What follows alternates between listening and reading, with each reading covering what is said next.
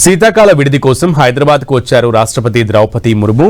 ఈ నెల 22 వరకు బొల్లారంలోని రాష్ట్రపతి నిలయంలో ఉంటారు. ప్రత్యేక విమానంలో హకీంపేట ఎయిర్ ఫోర్స్ స్టేషన్కు వచ్చిన రాష్ట్రపతికి Telangana governor Jishnu Dev Varma, deputy CM Bhatti Vikramarka, మంత్రులు, అధికారులు స్వాగతం పలికారు. రాష్ట్రపతి తన 5 రోజుల పర్యటనలో పలు కార్యక్రమాలకు హాజరు కానున్నారు. ఇవాళ సాయంత్రం రాష్ట్రపతి నిలయంలో జరిగే సాంస్కృతిక కార్యక్రమాలకు హాజరవుతారు. రేపు ఉదయం 9:30 గంటలకు బొల్లారం హెలీప్యాడ్ నుంచి 10:15 రామోజీ ఫిలిం సిటీకి చేరుకుంటారు. 10:35 తాజ్మహల్ హాల్లో జరిగే పబ్లిక్ సర్వీస్ కమిషన్ చైర్మన్స్ జాతీయ సదస్సు ప్రారంభ కార్యక్రమంలో ముఖ్య అతిథిగా పాల్గొంటారు.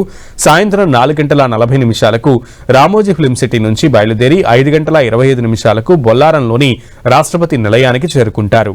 ఇక ఈ నెల 20న సాయంత్రం 4:30 గంటలకు timeless wisdom of Bharat path ways of piece and progress కార్యక్రమంలో పాల్గొంటారు. 21న సాయంత్రం 5 గంటలకు రాష్ట్రపతి నిలయంలో ఎట్ హోమ్ కార్యక్రమం నిర్వహించనున్నారు. ఈ నెల 22న సాయంత్రం 4 గంటలకు గ్రూప్ ఫోటో దిగుతారు. అక్కడి నుంచి 4:40 హకీంపేట ఎయిర్పోర్టుకు చేరుకుని ఢిల్లీ బయలుదేరి వెళ్తారు.